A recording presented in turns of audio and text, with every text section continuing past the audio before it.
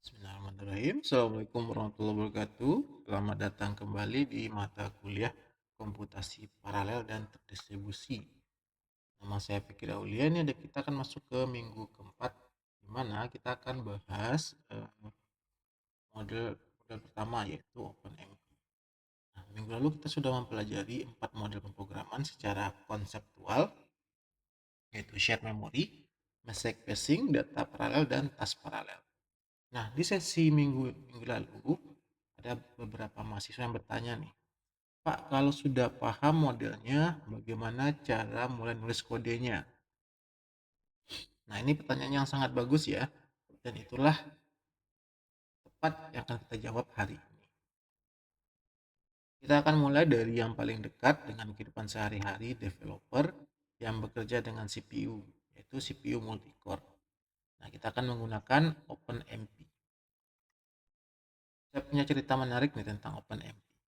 Nah, ketika saya pertama kali mengajar mata kuliah ini, ada seorang mahasiswa yang sangat skeptis ya. Dia bilang, Pak, paralelisme kedengarannya ribet banget. Perlu belajar API baru dari awal.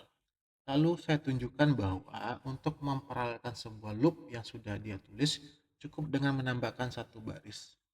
Apa itu? Barisnya seperti ini.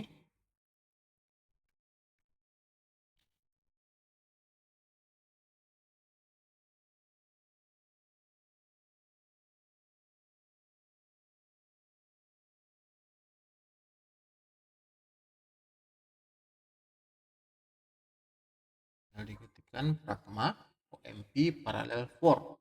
Nah, ini akan membuat sebuah looping yang awalnya itu sekuensial tanpa paralel ya, itu langsung berjalan di semua core yang tersedia. Nah, ekspresinya langsung berubah seketika dari skeptis menjadi penasaran. Dan itulah momen yang selalu saya inginkan dalam mengajar OpenMP. Nah, hari ini kita akan merasakan momen yang sama. Bismillahirrahmanirrahim. Mari kita mulai. Ini adalah peta perjalanan kita hari ini. Ada 4 bagian besar. Pertama yaitu pengantar OpenMP. Itu kita akan bahas terkait apa itu OpenMP, filosofi, dan 3 komponen utamanya. Yang kedua kita akan bahas terkait work sharing construction. Itu cara membagi pekerjaan ke thread-thread yang berbeda. Nah, kemudian itu kita akan bahas terkait parallel for, kemudian kita bahas section, sama satu lagi adalah single. Dan ketiga, kita akan bahas terkait data sharing clauses. Nah, ini akan kita akan pelajari bagaimana cara mengelola siapa yang punya akses ke data dan datanya apa seperti itu. Ini kita akan bahas beberapa istilah itu share data, private data, first private, last private, sama satu lagi reduction. Nah, keempat, kita akan bahas terkait sinkronisasi dan rest condition. Nah, ini adalah bagian yang paling kritis nih terkait penggunaan share memory dalam paralel. Kita akan memahami masalah rest condition ini dan cara mengatasinya dengan beberapa metode yaitu critical, atomic, sama barrier. Nah, ini adalah pertemuan yang sangat hands on, jadi siapkan komputer kalian serta code editor kalian karena kita akan menulis dan menganalisa banyak kode hari ini.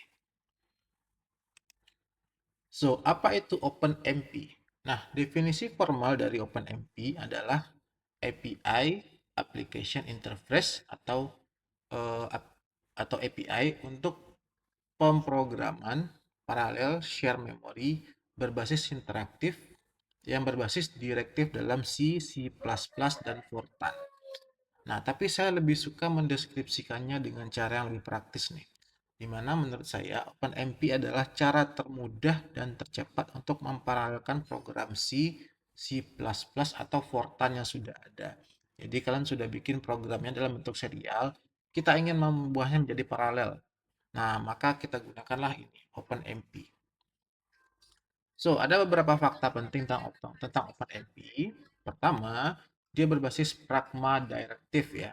Artinya kalian cukup memberikan instruksi kepada compiler melalui komentar khusus yang dimulai dengan pragma OMP gitu.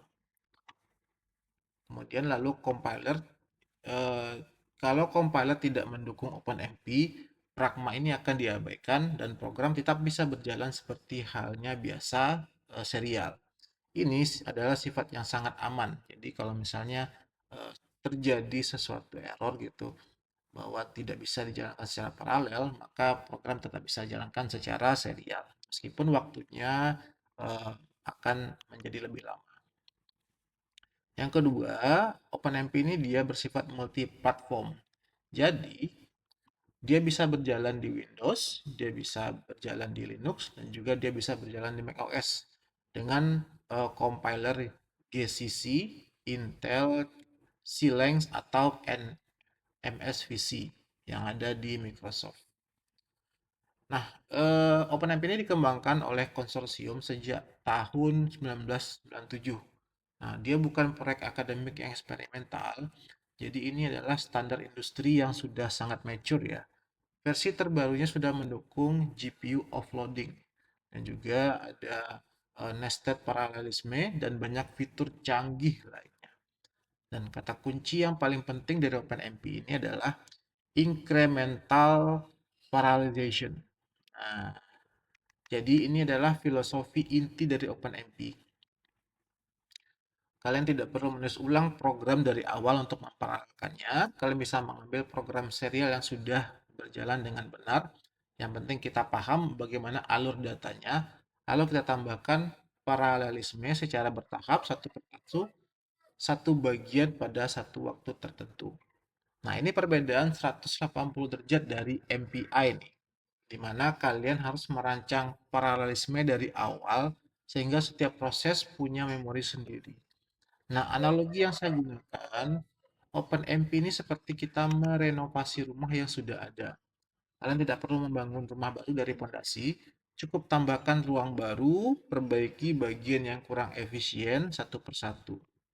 Nah, MPI seperti membangun rumah, sementara lawannya MPI yang bisa multinode gitu ya, itu seperti membangun rumah baru dengan denah yang sepenuhnya berbeda. Nah, keduanya valid, tapi untuk memulai belajar paralel programming, merenovasi rumah tentu lebih mudah dan lebih aksesibel. Nah, apakah sudah ada di antara saudara yang sudah pernah mencoba install OpenMP atau GCC sebelumnya? Atau pernah lihat kode dengan eh, tulisan Pragma OpenMP tapi tidak tahu artinya? Nah, silakan diketikkan di chat ya, jika ada yang menemukan seperti itu. Selanjutnya lebih lanjut kita akan lihat filosofi dari OpenMP ini. Pertama, OpenMP itu terdiri dari tiga komponen yang bekerja bersama. Komponen pertama yaitu kita sebut sebagai direktif pragma. Nah, ini adalah instruksi yang diberikan kepada compiler. Formatnya selalu dimulai dengan pragma pagar pragma OpenMP. Nah, contohnya pragma OpenMP paralel. Ini untuk membuat paralel dalam sebuah region nih. Atau Pragma OpenMP4 ya di sini.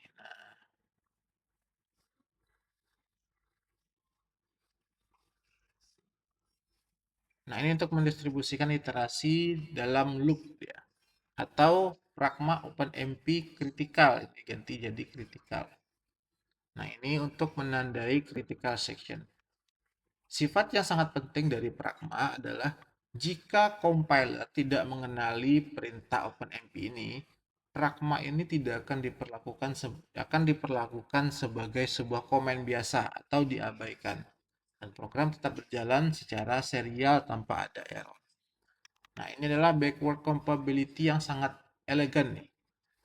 Jadi tidak mengganggu program serial yang sudah berjalan. Kemudian komponen kedua adalah runtime library. Nah, ini adalah kumpulan fungsi yang bisa dipanggil dari dalam kode untuk mengontrol eksekusi paralel dan mendapatkan informasi tentang lingkungan paralel. Contoh yang paling sering digunakan adalah OpenMP getThreadNumber. Ini kita gunakan untuk mendapatkan ID dari sebuah thread yang sedang berjalan. Biasanya dimulai dari 0 sampai dengan n plus 1. Nah, OpenMP get number thread. Nah, ini mendapatkan total jumlah thread yang aktif nih. Atau OpenMP get wait time atau mendapatkan waktu dengan presisi tinggi untuk mengatur performa. Nah, untuk menggunakan runtime library ini kalian perlu mensertakan include OpenMP-H ya di bagian atas dari program kalian. Sama seperti halnya kita membuat kode-kode kode C lainnya pasti harus ada headernya. Nah, ini untuk menyatakan bahwa kita bisa mengakses library dari si OpenMP. Nah, komponen ketiga tidak kalah penting yaitu uh, environment variable. Ini adalah variabel lingkungan yang bisa diset sebelum menjalankan program untuk mengkonfigurasi perilakunya. Contohnya ada OpenMP num_thread. Ini kita gunakan untuk menentukan jumlah default dari sebuah thread. Dan OpenMP_schedule untuk menentukan strategi distribusi iterasi loop. Ada juga OpenMP_dynamic. Nah, ini digunakan untuk mengizinkan atau melarang runtime untuk menyesuaikan jumlah thread secara dinamis. Nah, ketiganya dia bekerja bersama. Directive memberikan struktur paralel dalam kode.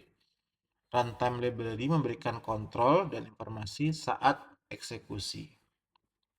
Dan environment variable memberikan konfigurasi tanpa perlu mengubah kode.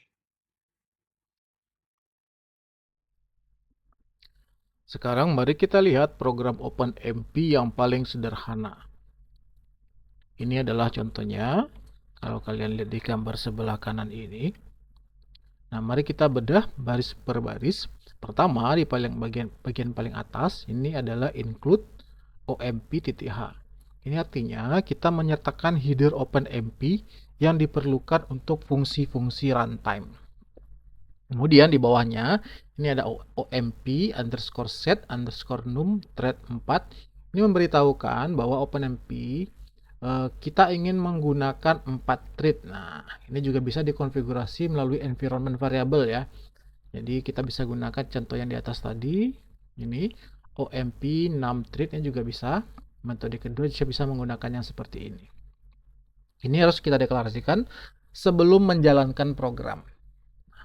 Kemudian di bawahnya ada pagar pragma spasi OMP spasi paralel. Nah, ini adalah keajaibannya. Di sinilah tempat keajaibannya terjadi nih. Ketika compiler menemukan directive ini, dia akan membuat fork dari master thread yang akan membuat sejumlah thread baru.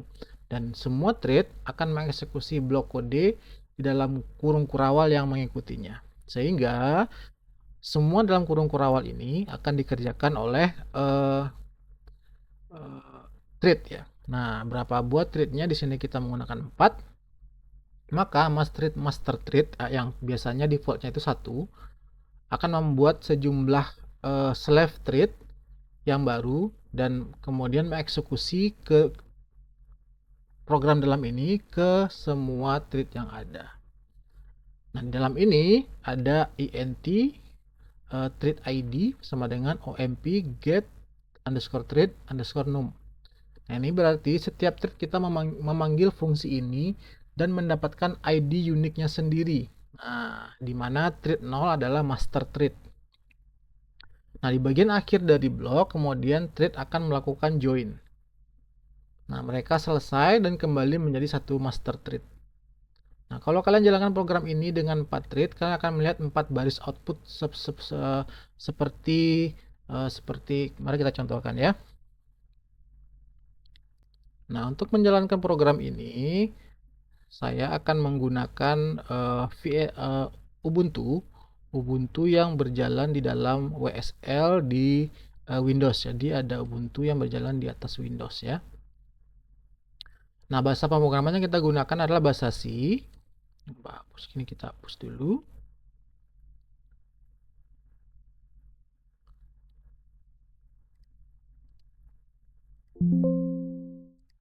Kita hubungkan ke WSL-nya, connect ke distro, kita akan menggunakan Ubuntu.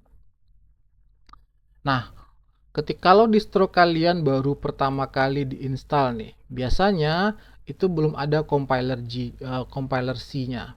Maka perlu kalian install dengan menggunakan perintahnya adalah sudo apt install GUIL essential.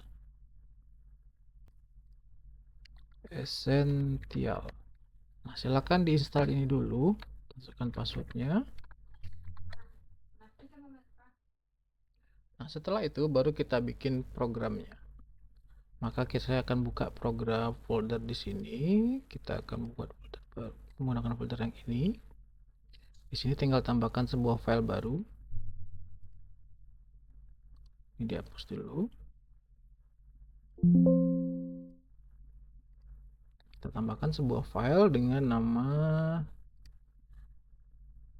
hello openmp. Coba.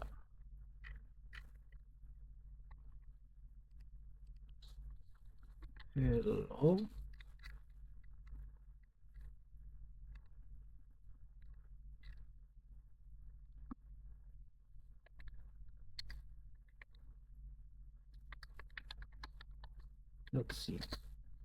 Nah, ini kita pastikan codingan yang tadi.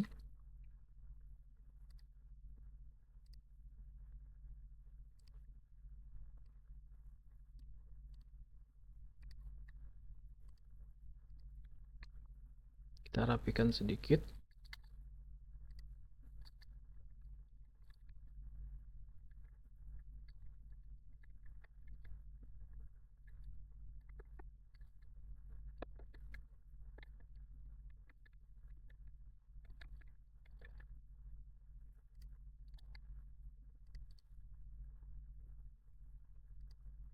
Oke, ini sudah rapi. Nah, cara menjalankannya, kita harus mengcompile ini menggunakan directive khusus ya, menggunakan opsi khusus dari OpenMP-nya. Kita munculkan kembali terminalnya, kemudian kita ketikkan perintah gcc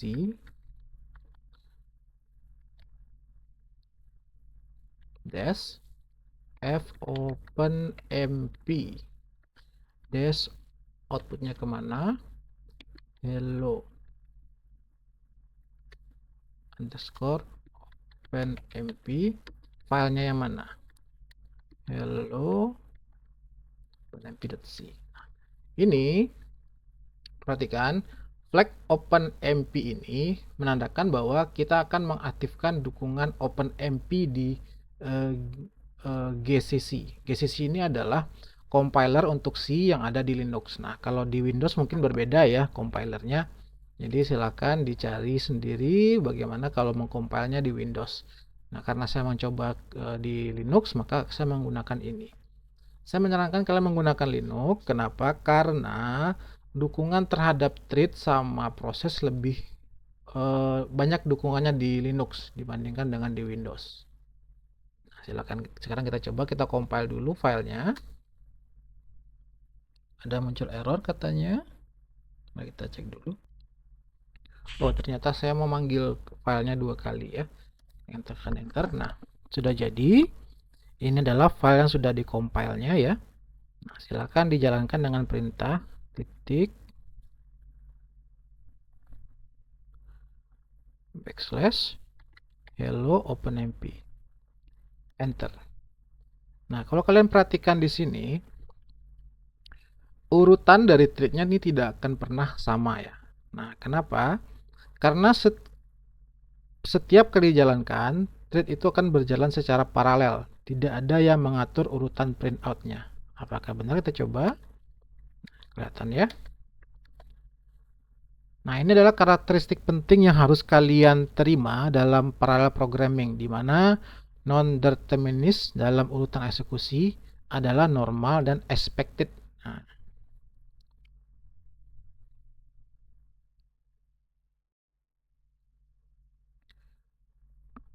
Oke, sekarang kita akan melihat bagaimana distribusi iterasi di OpenMP. Nah, perhatikan di sini di gambar sebelah sini. Ini adalah gambar yang sangat model fork join yang sangat klasik ya, di mana ada garis vertikal di sisi sebelah kiri. Ini berlabel master thread dan waktu berjalan dari atas ke bawah. Nah, bagian pertama master thread dia akan berjalan sendiri. Lalu di titik di mana terjadi fork ini ya, maka garis-garis putus horizontal mulai bercabang ke sebelah kanan nih. Nah, ini adalah thread-thread yang baru yang diciptakan kemudian berlabel outer thread. Nah, thread ini dia bekerja secara paralel sampai di titik join, kemudian di mana semua thread menyelesaikan pekerjaan mereka dan kembali menyatu dengan master thread. Lalu master thread berjalan sendiri lagi sebentar dan terjadi lagi fork and join yang kedua. Nah, ini adalah model fork join yang menjadi fondasi dasar dari OpenMP. Nah, program secara bergantian antara sequential region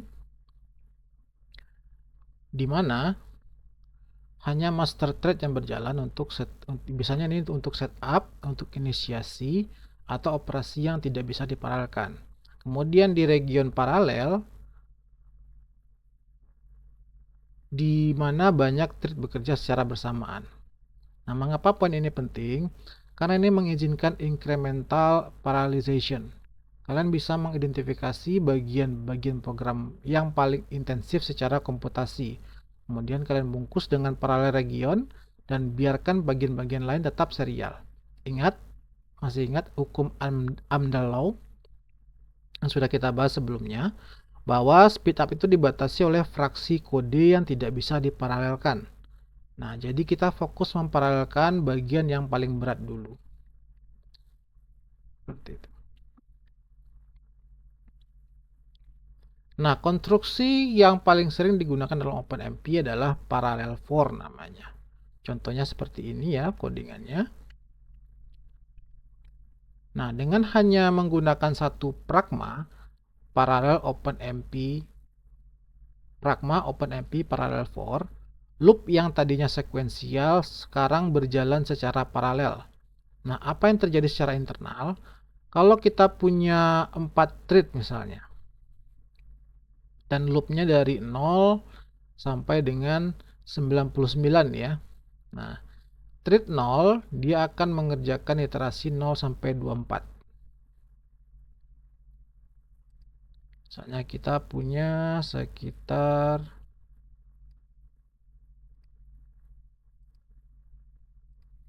4 thread 1, 2, 3, 4. Ini iterasinya 0 sampai 99 ya. Maka thread 0 akan mengerjakan iterasi dari 0 sampai 24. Thread 2 dia akan mengerjakan 25 sampai 49. Thread 3 dia akan mengerjakan 50 sampai 74. Dan thread 3 ini thread ini dari 0 seharusnya ya. 0, 1, ini kita ubah dulu sedikit.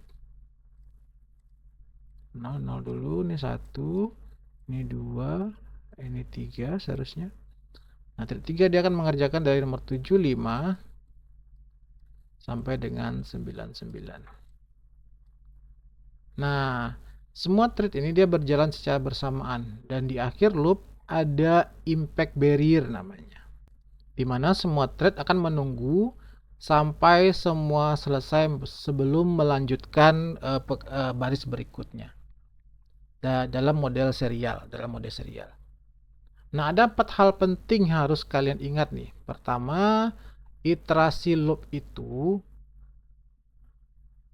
harus independen satu sama lain.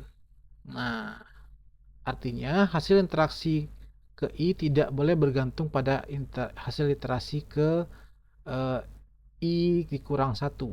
Nah, kalau kalian lihat di sini ya, contoh yang ini kan variabelnya nih arraynya ada 3 nih.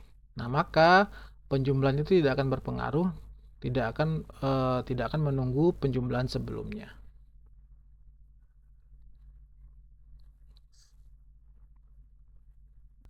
Mengapa hal itu harus kita lakukan? Karena kita tidak bisa menjamin urutan eksekusinya. Ingat yang tadi, setiap kali kita ulang lagi, dia berbeda lagi hasilnya. Setiap kita ulang lagi, dia berbeda lagi hasilnya. Kedua, variabel counter loop dalam contoh ini secara otomatis dia akan menjadi private untuk setiap thread. Nah, sehingga setiap thread dia punya copy i-nya sendiri. Nah, seperti kita bagi tadi ya. Nih. Maka i ini akan milik masing-masing si thread ya. Ketiga, ada impact barrier di akhirnya. Nah, impact barrier ini semua thread akan menunggu di sana sampai semua selesai. Dan keempat, distribusi iterasi ke thread bisa dikontrol oleh clause schedule. Nah, yang akan kita bahas sebentar lagi. Selanjutnya kita bahas salah satu aspek yang paling powerful dari paralel, yaitu scheduling. Nah, scheduling ini menentukan bagaimana iterasi loop didistribusikan ke thread-thread yang tersedia. Nah, ada 4 jenis scheduling dalam OpenMP. Pertama adalah static, yaitu ini scheduling default ya, di mana iterasi dibagi rata dan didistribusikan ke thread yang ada. Biasanya dilakukan sebelum loop dimulai nih. Nah, thread 0 biasanya dia akan mendapat bagian pertama. Thread 1 dia akan mendapat bagian kedua dan seterusnya. Ini sangat predictable dan overhead-nya biasanya sangat rendah. Dan cocok sekali ketika setiap iterasi punya beban kerja yang kemungkinan sama nih. Nah, jadi misalnya 1000 gitu. 1000 dibagi 4 berarti dibagi ke 4 thread. Berarti satu thread mengerjakan adalah 250 iterasi. Nah, seperti itu. Kurang lebih seperti itu. Nah, scheduling kedua namanya adalah dynamic. Dynamic ini iterasi itu akan dibagi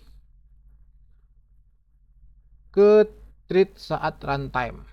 Nah, thread yang selesai lebih cepat langsung mengambil iterasi berikutnya dari antrian. Nah, ini biasanya sangat bagus untuk sistem load balancing ketika beban setiap iterasi sangat bervariasi.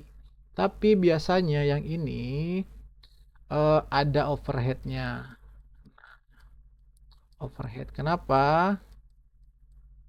Karena perlu koordinasi runtime untuk mengatur antrian. Nah, yang ketiga adalah guided. Nah, guided ini dimulai dengan blok besar biasanya. Kemudian ukuran blok makin kecil seiring dengan sisa iterasi yang makin sedikit. Nah, biasanya dia memberikan load balancing yang baik dengan overhead yang lebih rendah daripada dynamic ini. Nah, ini biar kita menggunakan blok besar gitu ya. Kemudian di blok ini akan dipecah-pecah, makin kecil, makin kecil, makin kecil. Yang terakhir adalah auto. Nah, auto ini scheduling auto ini dia membiarkan compiler atau runtime untuk memutuskan. Nah, ini gunanya ini kalau Anda tidak yakin mana yang terbaik di antara ketiga ini. Nah, jadi mana yang terbaik silakan dicoba. Kita akan mencari yang speed up-nya paling tinggi seperti itu. Nah, kalau kita gambarkan menggunakan grafis ya, maka dapat dilihat di gambar visual ini ada 4 baris yang menunjukkan bagaimana masing-masing strategi mendistribusikan iterasi dari 0 sampai n plus 1 nih. Nah, baris pertama adalah statik, di mana satu blok besar untuk setiap thread, kemudian dibagi berapa jumlah threadnya. Di sini dibagi 4 thread ya. Dan thread 0 mendapat seperempat pertama, dan thread 1 seperempat kedua, dan seterusnya sangat rapi dan predictable. Baris kedua, kita menggunakan statik tapi dengan menggunakan chunk size. Jadi kita pecah, kita atur berapa ukurannya. Jadi statik itu bisa kita atur berapa chunk, berapa banyak data untuk sebuah thread. Nah, perhatikan di sini distribusinya. Thread 0, thread 1, thread 2, thread 3, 0, 1, 2, 3, 0, 1, 2. Ini biasanya menggunakan algoritma round robin nih, dengan ukuran blok kecil berulang. Dan setiap thread mendapatkan beberapa blok kecil yang tersebar. Yang ketiga dynamic. Nah, perhatikan polanya yang lebih tidak beraturan nih. 0, 1, 2, 3, 1, 0, 2, 1, 3, 1, thread 0. Nah, thread yang selesai lebih cepat, contohnya adalah thread 1 nih sini ya. Nah, mengambil lebih banyak iterasi dan lebih adaptable dan lebih terhadap dan lebih ada load balancingnya. Nah, scheduling keempat itu guided. Nah, ini blok-bloknya terlihat makin mengecil nih. Dari awalnya besar, kemudian kecil, tambah kecil lagi. Dari kiri ke kanan. Ini memungkinkan fine gain load balancing di bagian akhir loop. Nah, kapan menggunakan yang mana? Sarannya adalah statik ini ketika kalian tahu berapa beban setiap iterasi dan kalian yakin bahwa bebannya itu sama. Nah, beban sama ya. Contohnya operasi elemen per elemen pada array uniform, misalnya penjumlahan array itu. Array tambah array. Kemudian yang kedua, ini ketika beban iterasi ini yang dynamic ini kita gunakan ketika beban iterasi sangat bervariasi dan tidak bisa diprediksi. Contohnya adalah ray tracing. Nah, ray tracing itu kan tidak tahu tuh berapa besarnya. Di mana beberapa pixel butuh banyak kalkulasi sementara yang lain tidak. Dan sementara yang terakhir guided ini kita lebih ke apa nih? Apa istilahnya? Kita cari mana yang terbaik antara dua ini, antara static sama dynamic. Nah, maka kita cobakan juga guided. Nah, sehingga pada ketika di program nanti kita harus mencobakan ketiganya. Kita cari mana yang mana yang menghasilkan speed up paling cepat di antara ketiganya. Dan biasanya pilihan yang aman adalah misalnya kalian tidak yakin akan menggunakan statis atau dynamic, maka pilihan amannya adalah menggunakan guided. Nah, ini save ya, pilihan aman. Nah,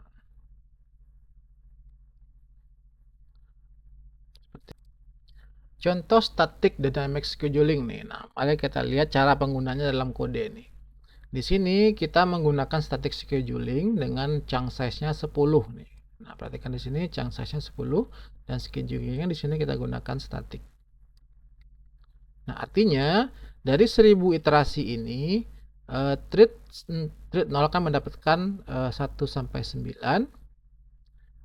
Ini T0 1 2 3. Maka 0 sampai 9 adalah didapatkan si thread 0. Ini kemudian 10 sampai 19 punya thread 1. Thread 2 akan mendapatkan 20 sampai 29. Kemudian thread 3 akan kemudian di sini kita menggunakan berapa thread ya? Di sini kebetulan kita menggunakan 3 thread, maka thread 3 akan mendapatkan 30 sampai 39. Begitu seterusnya sampai semuanya habis karena kita batasi chunk size-nya 10 nih. Yang kedua, dynamic scheduling. Nah, pada dynamic scheduling kita tidak perlu menentukan chunk size-nya. Default chunk size untuk dynamic scheduling adalah 1. Artinya setiap thread akan mengambil satu iterasi pada waktu tertentu, dan ini adalah load balancing yang sangat fine gain ya. Jadi kalian bisa spesifik misalnya dengan schedule, kalian bisa spesifik dengan menambahkan di sini dynamic, 50 bisa saja untuk mengambil 50 iterasi setiap kali mendapatkan pekerjaan. Biasanya ini akan mengurangi overhead terhadap koordinasi. Nah, pertanyaan untuk kalian nih. Kalian sedang memproses 1000 gambar misalnya untuk object detection menggunakan neural network. Nah, setiap gambar itu punya kompleksitas yang berbeda-beda karena beberapa gambar punya banyak objek misalnya. Beberapa hampir kosong, bahkan beberapa ada gambarnya yang heavy banget, yang banyak warnanya. Nah, menurut kalian scheduling apa yang kalian pilih dan kenapa? Nah, silakan dipikirkan dulu untuk menjawabnya, sebelum menjawabnya. Selain membagi iterasi, kita juga bisa membagi paralel dalam bentuk section, yaitu work sharing section. Nah, selain parallel for ya, yang kita bahas sebelumnya, untuk membagi iterasi loop, OpenMP juga punya konstruk untuk membagi blok yang berbeda. Nah, inilah yang kita sebut sebagai section. Kapan kita menggunakan section daripada parallel for? Nah, bayangkan skenario ini. Kalian punya program yang harus melakukan 3 pekerjaan yang berbeda misalnya. Nah, yang tidak bergantung satu sama lain. Nah, kita sebut sebagai pekerjaan A misalnya. Satu lagi pekerjaan B. Satu lagi pekerjaan C. Masing-masing adalah pekerjaan yang berbeda dan tidak tergantung satu sama lain dan bisa dijalankan secara paralel ya. Misalnya pekerjaan A ini membaca dan memproses data. Kemudian pekerjaan B melakukan kalkulasi misalnya. Melakukan kalkulasi matematika yang berat gitu. Kemudian pekerjaan C menyiapkan template atau output. Nah, template ya. Semua pekerjaan ini bisa dikerjakan secara bersamaan karena tidak ada yang menunggu hasil dari yang lain gitu. Ini misalnya membaca data, mengambil ya input. Nah, ini melakukan kalkulasi, proses gitu. Ini menyiapkan template outputnya, template output. Nah, bukan outputnya ya, tapi templatenya saja. Nah, tapi bentuk pekerjaan ini dia bukan pola loop ya. Jadi 3 task ini dia bekerja berbeda secara fundamental. Nah, disinilah kita akan menggunakan yang namanya work section. Setiap section akan dikerjakan oleh satu thread yang berbeda secara eksklusif. Dan thread-thread yang berbeda mengerjakan section yang berbeda secara paralel. Nah, ini adalah implementasi task parallel model yang kita pelajari minggu lalu. Tapi di dalam framework OpenMP, ini yang lebih familiarnya. Adapun struktur dasar work section seperti ini. Kita punya 2 buah pragma OpenMP ya. Di bagian adalah section pertama, pragma OpenMP kedua, ini section kedua. Nah, lebih lengkapnya contohnya seperti ini. Di sini kita ada 3 buah section. Section pertama ini kita memprint sebuah printf section 1 dan juga section 2 dia melakukan printf section 2. Ini bagian ketiga melakukan printf untuk section 3. Nah, di sini kita juga cuma memprintkan number thread yang berlaku di sana. Nah, penting untuk dipahami, kalau ada lebih banyak section daripada thread, maka beberapa thread akan mengerjakan lebih dari satu section. Maka sebaiknya lebih banyak section lebih banyak thread daripada section, atau sama-sama banyak gitu. Jadi 3 section 3 thread, atau misalnya 3 section 6 thread. Jadi satu section dikerjakan oleh 2 thread. Nah, kalau ada lebih banyak thread daripada section, beberapa thread mungkin akan idle. Nah, mereka tidak punya pekerjaan, hanya menunggu di barrier. Jadi idealnya adalah satu section satu thread ya. Nah, ini berbeda dengan parallel for di mana iterasi bisa dibagi lebih fleksibel. Kalau di section idealnya satu section satu thread. Karakteristik dari section itu, pertama kita akan membagi kode independen ke thread. Kemudian setiap section dikerjakan oleh satu thread dan section ini cocok untuk tugas yang sifatnya heterogen, jadi tidak terganggu, tidak bergantung dengan tugas lain. Dan ada implicit barrier di akhir section. Nah, perhatikan gambar di kanan ini. Di sebelah kiri ada master thread yang bekerja dari kiri ke kanan ya. Nah, ketika mencapai titik fork pertama, master thread akan membuat beberapa slave dengan bentuk garis putus-putus. Kemudian thread akan masuk ke mode paralel, region paralel di sini. Ini adalah region paralel pertama. Dan di dalam region paralel terdapat thread yang mengerjakan task yang berbeda secara bersamaan. Nah, ini adalah kekuatan dari section itu. Jadi setiap region akan mengerjakan tugas task yang berbeda. Di titik join pertama, semua thread akan mengerjakan pekerjaan dan kembali menyatu ke master thread. Kemudian di sequential region di tengah, ini hanya ada satu master thread yang berjalan. Kemudian masuk ke periode fork lagi, fork join kedua. Nah, ini untuk paralel region berikutnya. Nah, perhatikan garis putus-putus ini. Di paralel region pertama lebih banyak daripada di paralel region kedua. Nah, ini menggambarkan bahwa jumlah slave thread bisa berbeda di setiap paralel region. Gambar ini juga menunjukkan dengan sangat jelas bahwa OpenMP adalah kombinasi bagian dari sekuensial dan paralel. Jadi dalam OpenMP ini paradigmanya adalah ada bagian dari program kita yang serial dan ada sebagian yang paralel. Nah, biasanya yang kita paralelkan itu yang bagian yang berat-berat. Nah, kita akan memaksimalkan paralelisme di bagian yang bisa diparalelkan sambil tetap mempertahankan sekuensial semantik di bagian yang memang harus sekuensial. Kemudian ada konstruk terakhir dalam work sharing, namanya adalah single. Nah, ini kedengarannya paradoksal ya, yaitu work sharing yang hanya satu thread yang bekerja. Tapi ini sangat berguna dalam situasi tertentu. Nah, bayangkan kalian sudah berada di dalam parallel region dengan banyak thread misalnya. Dan ada satu tugas yang hanya boleh dikerjakan satu kali. Misalnya inisiasi data, share data, atau mencetak status ke layar. Kalau semua thread mengerjakan tugas itu, kita akan mendapatkan duplikasi atau race condition. Nah, single ini memastikan bahwa hanya satu thread yang mengeksekusi blok tertentu. Nah, thread lain akan menunggu di implicit barrier namanya. Nah, biasanya ini yang sangat cocok untuk inisiasi atau IO nih. Dan tidak tentu, kenapa? Karena tidak tentu thread mana yang akan mengeksekusinya. Contoh programnya mari kita lihat di sini.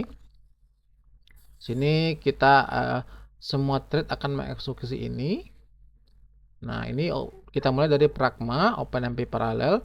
Maka ini thread ID ini semua thread akan mengeksekusi ini. Nah, sampai di baris ini cuma hanya satu thread saja yang bisa mengeksekusinya. Nah, perhatikan di single nih, perhatikan nih. Single ini tidak akan menjamin thread mana yang akan mengeksekusi blok itu. Bisa thread mana saja yang pertama kali sampai di sana. Nah, perbedaannya adalah ada perbedaan penting antara single sama master. So, single adalah satu thread tidak tentu yang mana. Ada implicit barrier di akhir. Dan thread lain menunggunya. Sementara kalau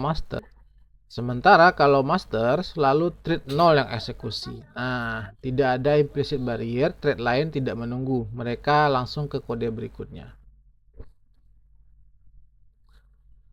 So, kapan memilih yang mana? Kapan kita menggunakan single, kapan kita menggunakan master? Defaultnya adalah master ya. Tapi kalau kita butuh sebuah proses itu harus dikerjakan oleh cuma satu thread, maka kita harus gunakan single.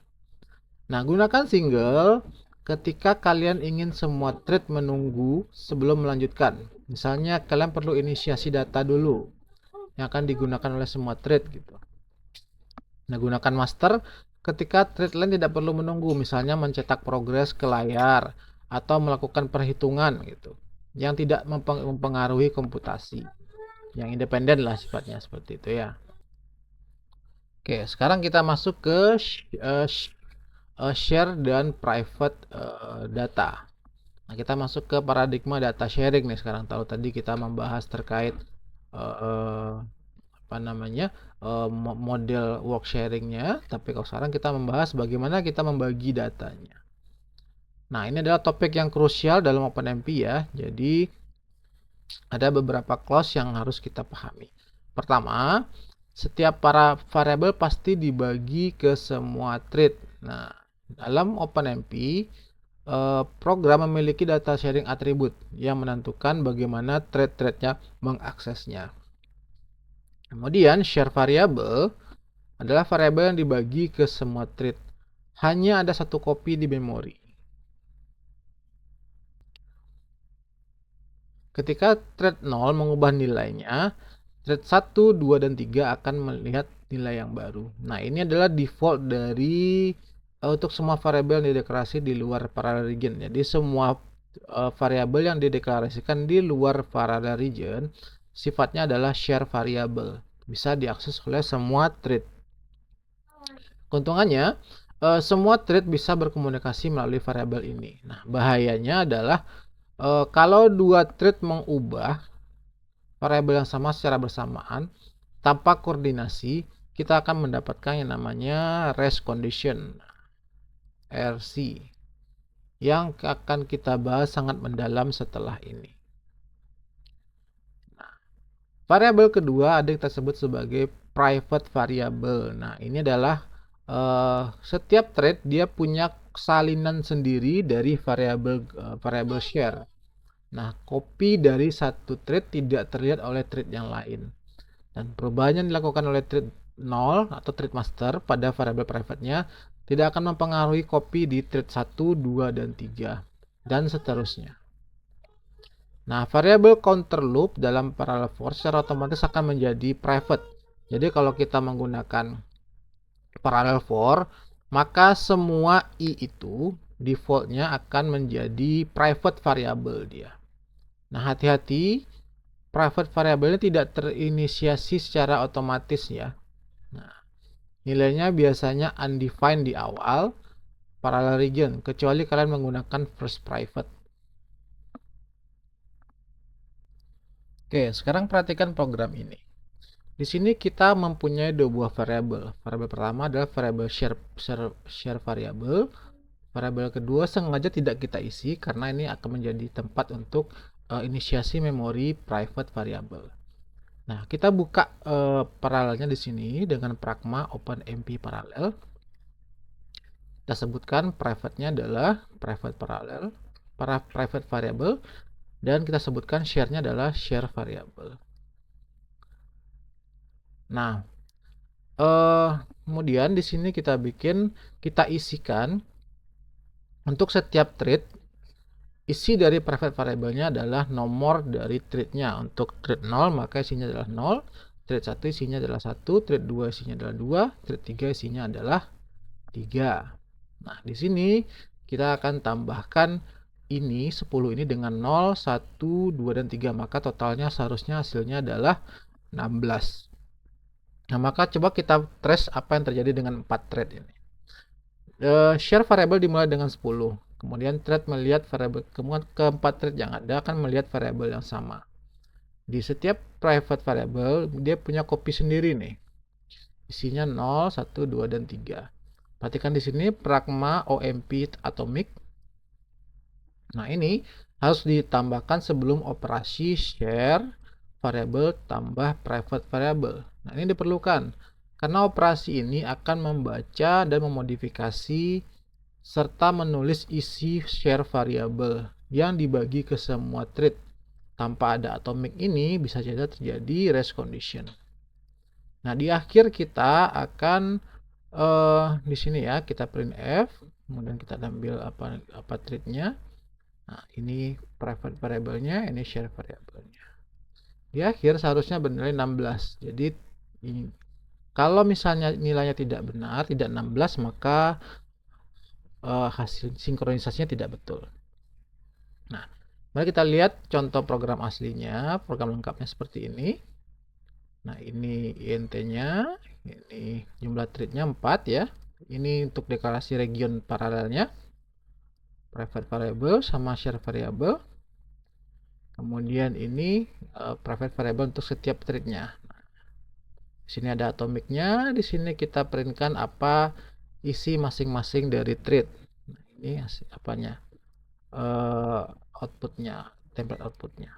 Nah, hasilnya ini compile-nya, ini jalannya. Kita coba jalankan lagi.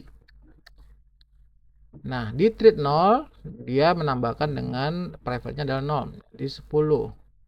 Maka di thread 3 dia menambahkan dengan 3.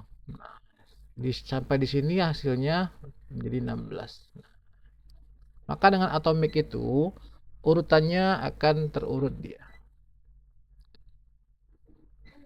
Seperti itu ya. Tadi kita sempat bahas apa itu first private sama last private. Nah, first private itu setiap thread punya copy sendiri. Tapi copy ini diinisiasi dengan nilai dari serial code sebelum parallel region dimulai.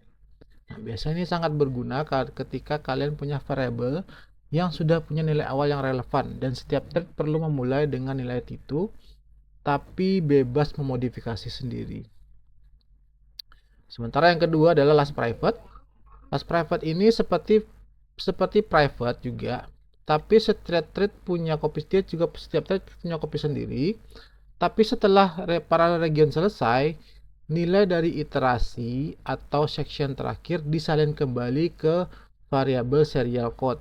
Nah, berguna sekali ketika kalian perlu tahu nilai yang akan dihitung di akhir iterasi terakhir nih.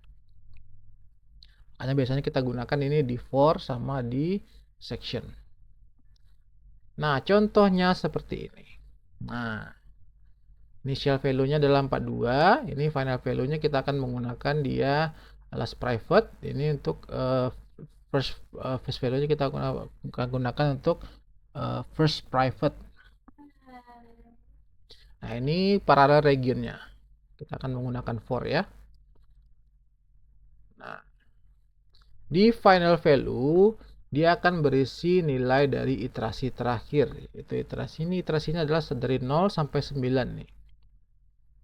Kita akan menjumlahkan initial value-nya dengan i. Kemudian iterasi terakhir akan berisi i, yaitu nilai iterasi terakhir. Nah, mari kita lihat apa hasil program lengkap ini. Ini adalah contoh program lengkapnya. Di sini kita punya initial value sama final value sama seperti yang di PowerPoint. Nah, kita akan compile dulu programnya dengan perintah gcc fopenmp first private untuk nama filenya dan nama hasil compile-nya, outputnya. Nah, ini nama filenya. Enter. Kita akan coba lihat kalau kita jalankan programnya seperti apa. Nah, ini dia.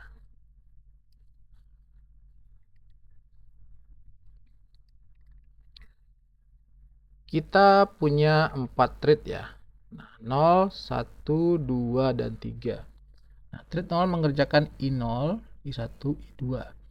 Thread I mengerjakan 3, 4, 5. Thread 2 mengerjakan 1, 6, dan 7. Dan thread 3 mengerjakan 8 dan 9. Nah, awalnya nilainya adalah 42 ya. Kemudian dia akan memodifikasi sendiri tanpa mempengaruhi thread lain. Nah, sehingga final value dari iterasi terakhir akan disalin ke variabel setelah loop selesai. Nah, analoginya first private itu seperti karyawan baru yang mendapat salinan instruksi kerja dari supervisor. Mereka bisa memodifikasi copy mereka sendiri tanpa mengubah original. Dan last private seperti karyawan yang mengerjakan tugas bergilir dan menjadi laporan dari orang terakhir yang diterima oleh supervisor. Nah, lihat di sini. Di sini ketika si I2 nilai lokalnya 42, di I3 di I kedua nilai lokalnya 45. Berarti 42 tambah 2 ya. 42 tambah 3, 45. Nah, begitu terus sampai nilai akhirnya adalah di thread ke-9, 59. Nah, hasil dari final value-nya adalah 9. Nah, kemudian initial value-nya akan menjadi 40. Initial value-nya tetap menjadi 42. Selanjutnya kita masuk ke konsep reduction, yaitu kita bahas salah satu fitur yang paling powerful dan paling sering digunakan dalam OpenMP. Namanya adalah reduction.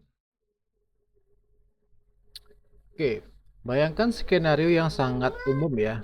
Kita punya array dengan 1 juta elemen dan ingin kita hitung totalnya. Nah, secara serial tentu akan sangat sederhana. Yaitu kita tinggal menggunakan looping dari indeks 0 sampai indeks ke 1 juta. Nah, tapi bagaimana caranya kita paralelkan program itu? Nah, thread dia tidak bisa begitu saja menambahkan ke sum yang sama secara bersama-sama. Itu akan menyebabkan namanya race condition ya. Nah, satu opsi adalah kita menggunakan atomic seperti yang ada di program sebelumnya atau menggunakan critical. Tapi itu akan menciptakan yang namanya bottleneck di mana semua thread harus antri untuk mengakses sum tadi. Nah, maka reduction ini adalah solusi yang jauh lebih elegan nih. Caranya, pertama, setiap thread akan memiliki copy private. Kita ulangi ya, setiap thread dia punya variabel lokal untuk sum. Secara otomatis dia akan diinisialisasi ke nilai netral dari operasi yang digunakan, di mana 0 untuk penjumlahan dan 1 untuk perkalian. Dan setiap thread dia akan mengakumulasikan ke variabel lokal mereka masing-masing tanpa saling berkonflik. Jadi sumnya ada di variabel lokal masing-masing dulu. Baru ketika di akhir parallel region, nah, semua variabel lokal tadi digabungkan secara otomatis menjadi satu di final nilai final. Nah, seperti itu. So, mengapa kita perlu reduction? Tanpa adanya reduction, akses ke variable share membutuhkan sinkronisasi, misalnya menggunakan atomic atau critical. Dan tentunya akan lebih mahal secara performa. Nah, perhatikan codingan ini. Di sini kita ada syntax reduction ya di sini. Nah, sini ada operasinya yaitu sum, kemudian ada operasi product sama operasi reduction, max sama dengan max value. Nah, operator yang didukung di operasi ini adalah bisa tambah, kali, kurang, dan or, and, min, max. Kalian juga bisa menggabungkan beberapa reduction sekaligus seperti contoh ini. Nah, sekarang mari kita lihat hasil dari program ini. Nah, kalau kalian di sini sederhana ya, dia cuma menambahkan i dari 0 sampai 99. Kemudian produknya adalah i dikali dengan angka i sebelumnya. Maksimal value-nya adalah nilai maksimal dari i-nya. Nah, hasilnya kurang lebih seperti ini. Di thread 0, jumlah lokalnya adalah 15 untuk sum ya, operasi sum. Di thread 1 jumlah lokalnya adalah 40. Di thread 2 elemennya adalah elemen 15 sampai 11 sampai 15. Nah, untuk di thread 3 nih elemennya adalah elemen 16 sampai 20.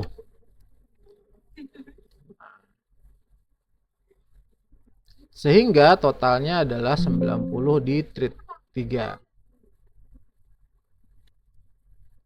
So, ketika kita kombinasikan semuanya, maka hasilnya adalah 210.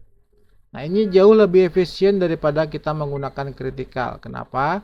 Karena setiap thread bekerja pada variabel lokalnya sendiri tanpa konflik. Tidak ada antrian, tidak ada bottleneck. Dan penggabungan di akhir hanya terjadi sekali setelah semua thread selesai. So, tadi kita banyak berbicara tentang race condition. Apa itu race condition? Apa itu race condition? Mari perhatikan ilustrasi di sebelah ini. Ada dua karakter yang berlari menuju finish. Dia berlabel std out sama std error. Nah, std out ini dia sama dan std error, dia sama-sama berlomba dan berkata, tidak, kamu duluan, saya akan maju setelah kamu. Dia sama-sama menuju critical lock ya. Nah, ada seekor bug kecil, dalam arti harafiah itu kumbang kecil yang bersembunyi di sudut bawah. Ini adalah gambaran sempurna tentang race condition, di mana dua thread ini berlomba untuk mengakses resource yang sama, yaitu output lock. Dan hasilnya tergantung pada siapa yang sampai duluan. Sesuatu yang tidak bisa diprediksi. Dan tentu saja bug tersembunyi sebagai konsekuensinya. Nah, definisi formalnya adalah race condition terjadi ketika output program atau state dari program bergantung pada urutan eksekusi thread dan thread. Nah, ini terjadi ketika multiple thread mengakses share data tanpa adanya sinkronisasi. Setidaknya satu thread melakukan tulis bukan baca, dan sementara thread lain juga melakukan tulis juga. Dan tidak ada sinkronisasi memastikan bahwa urutan aksesnya aman. Nah, masalah paling serius dalam race condition ini adalah sangat sulit direproduksi atau dideteksi oleh debug. Nah, gitu. Sehingga bug dari race condition ini bisa muncul hanya dalam 1 dari 1000-an. Jadi kita tidak bisa memprediksi gitu ya, tidak bisa memastikan bahwa program kita itu tidak pernah terjadi namanya race condition. Kadang di fase debugging kita tidak menemukan race condition karena datanya masih kecil-kecil gitu. Tapi ketika di production datanya sudah banyak gitu ya, maka muncullah terjadi kadang-kadang bug seperti itu karena adanya race condition. Dengan input yang spesifik, dengan hardware yang spesifik, dan tidak muncul sama sekali ketika kalian debugging. Nah, ini adalah mimpi buruk bagi kalian seorang developer dan programmer ya. So, mari kita lihat contoh kode ini. Ini adalah contoh race condition yang sangat klasik nih. Di sini kita punya counter. Di sini ada parallel regionnya, kita menggunakan for ya. Dari 0 sampai 999. Ini kita sengaja tidak menggunakan yang namanya sinkronisasi di sini. Nah, sekilas tidak ada masalah di sini. Loop dari 0 sampai 999 itu terjadi increment counter 1000 kali. Dan seharusnya hasilnya adalah berapa? 1000, harusnya counter ini harusnya ditambah sampai dengan 1000. Nah, mari kita lihat apa hasilnya. Oke, perhatikan codingan ini. Kita akan menggunakan sejumlah 8 thread agar memastikan bahwa race condition lebih mudah terjadi ya. Kemudian di sini ada counter dari 0 sampai 99 dan seharusnya hasilnya counter ini adalah 1000. Mari kita compile dulu programnya. Outputnya adalah race condition, nama filenya race condition.c, dan kita jalankan programnya.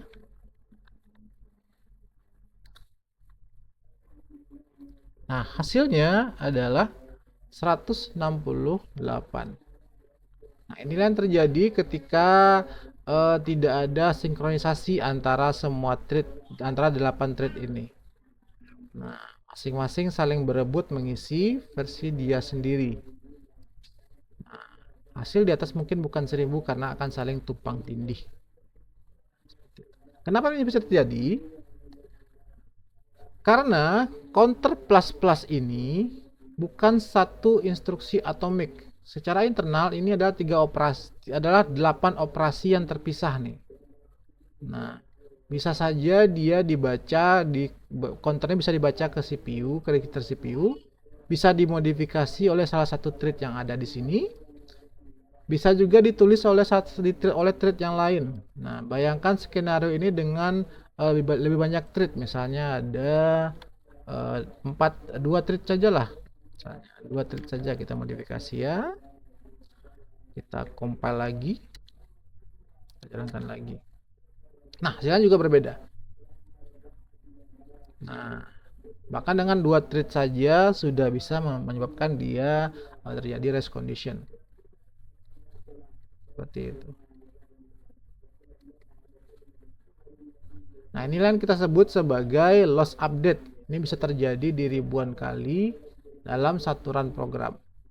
Nah, bayangkan sistem e-commerce yang menghitung jumlah stok barang menggunakan variable share tanpa ada sinkronisasi. Apa yang terjadi? Maka tentunya sistem e-commerce itu pasti akan kacau ya. Karena pastinya sistemnya akan sangat berbahaya dan merugikan perusahaan.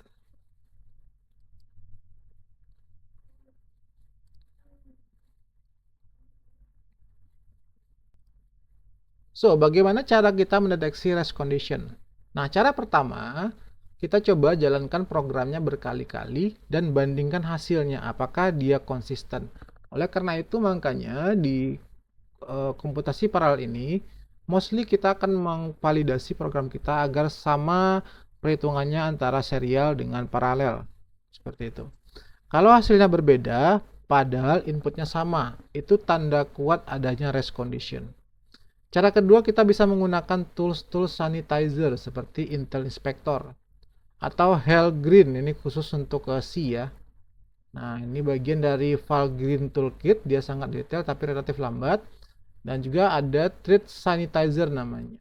Ini built-in dari GCC sama Cilang. Kita bisa gunakan dengan menambahkan ini ya, flag.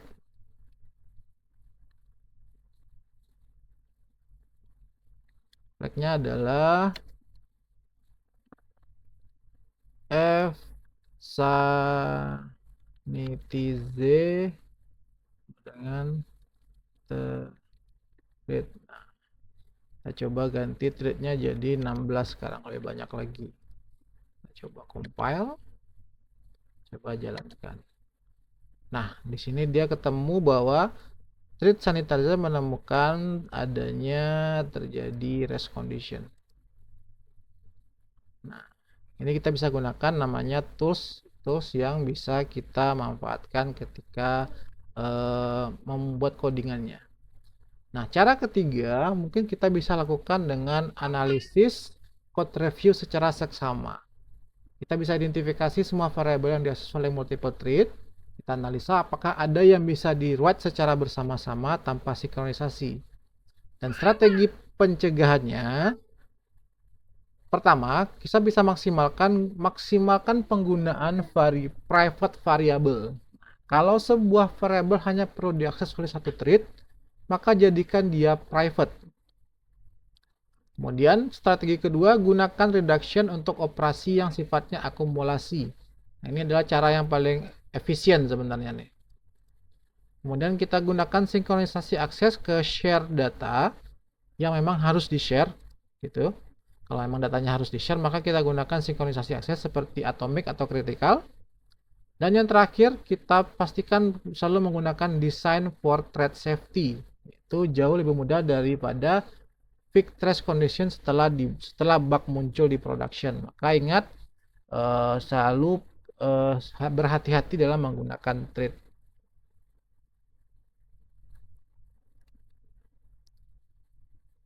Nah, masih ingat tadi yang kita sebut sebagai critical. Ini adalah cara pertama untuk mencegah race condition, yaitu menggunakan critical section namanya. Nah, konsepnya cukup sederhana, hanya satu thread yang boleh masuk ke blok critical pada satu waktu tertentu.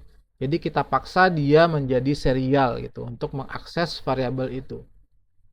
Dan thread lain harus menunggu di luar sampai thread yang sedang di dalam selesai dan keluar dari blok tersebut. Nah, So, perhatikan program ini. Ini program yang sama dengan program yang race condition tadi. Tapi di sini kita tambahkan pragma OMP critical. Nah, mari kita coba lihat apa hasilnya ketika kita terapkan OMP critical di program yang ada race condition. Oke, ini dia programnya. Ini program yang sebelumnya ya. Kita cuma menggunakan pragma OMP parallel for. Di sini kita tambahkan klausanya ada pragma OMP critical buka kurung, counternya kita pindahkan dalam situ. Nah, apa yang terjadi? Mari kita compile dulu programnya.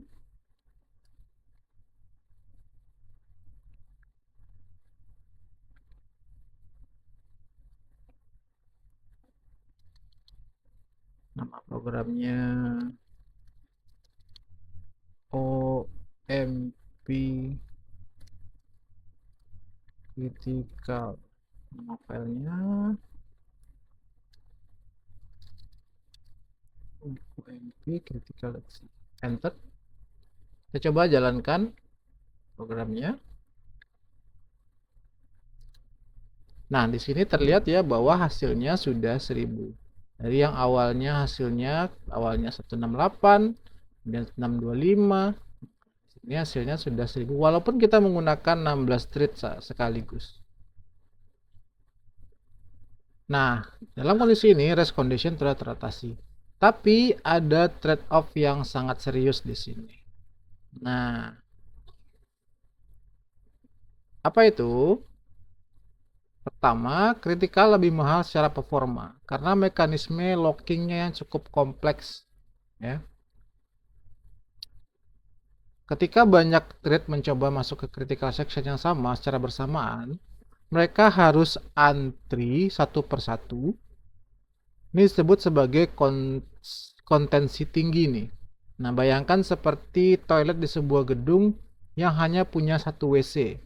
Ketika banyak orang butuh WC secara bersamaan, tentunya akan terjadi antrian yang sangat panjang.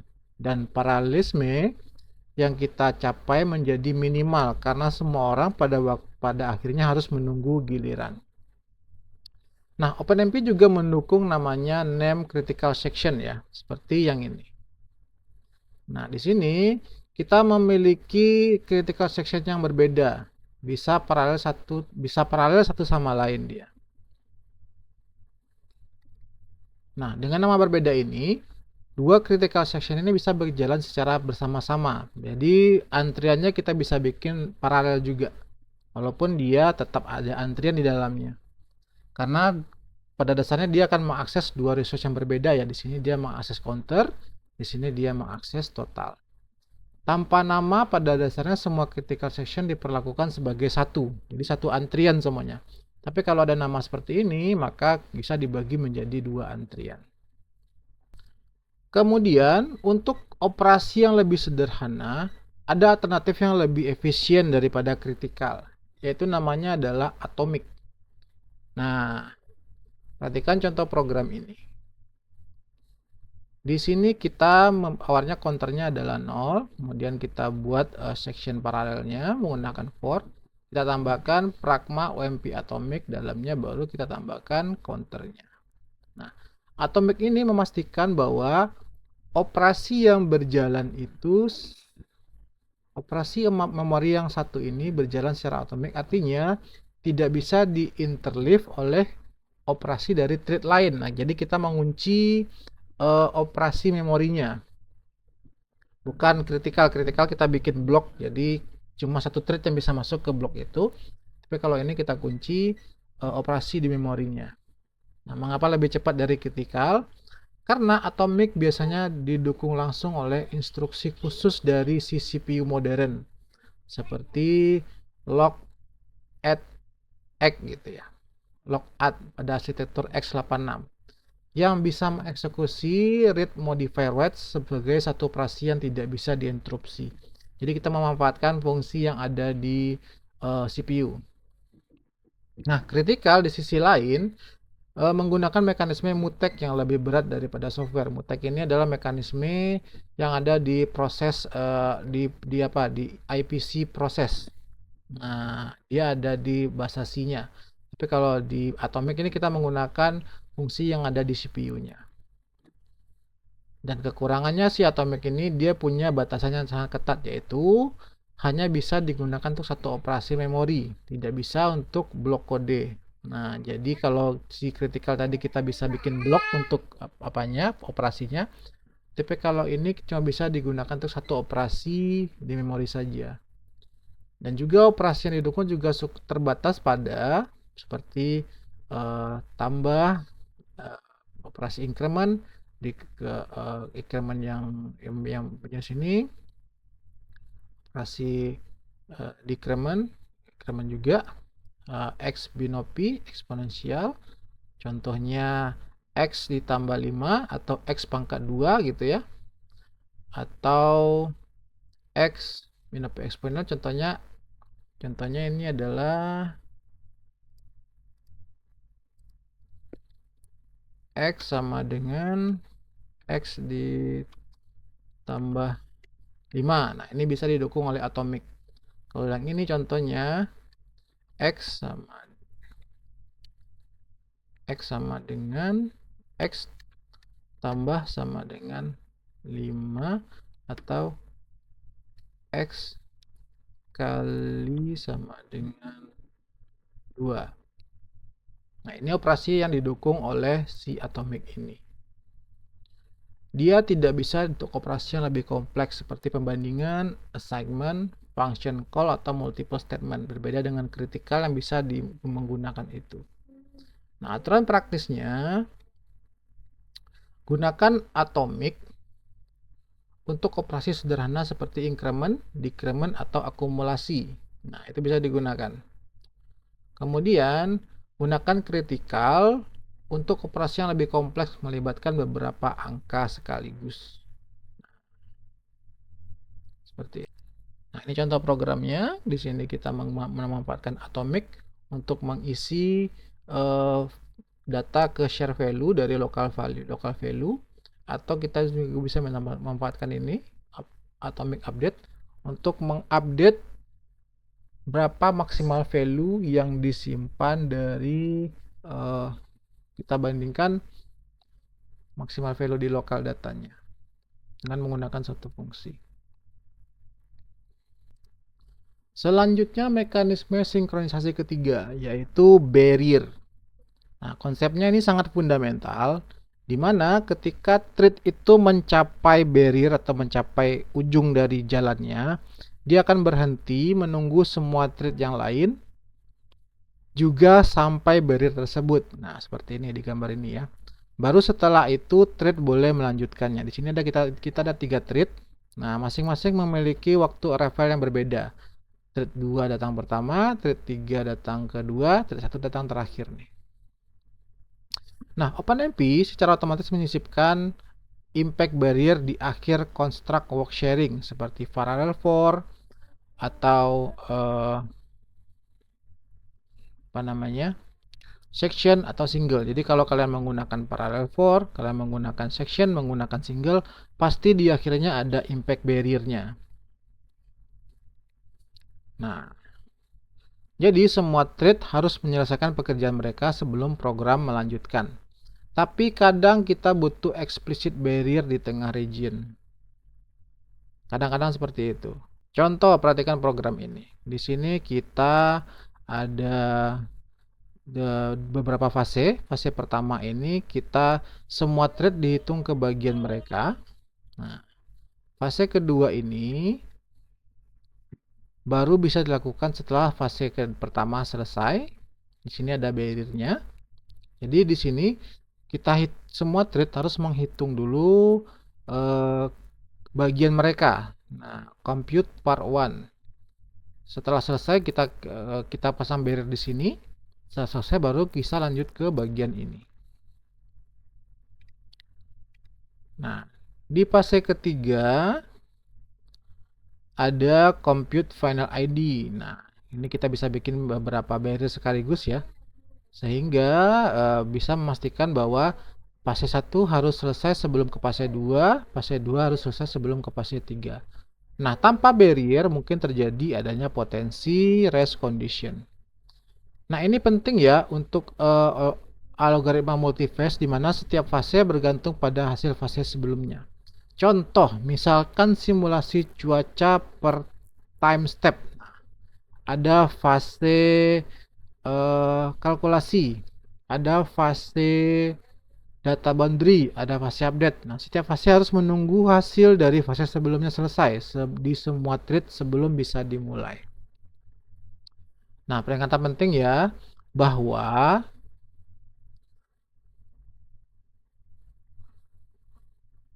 barrier ini sangat mahal secara performa, karena harus menunggu thread yang paling lambat untuk selesai. Maka pastikan untuk menggunakan barrier ini hanya ketika benar-benar diperlukan untuk menjaga konsistensi data.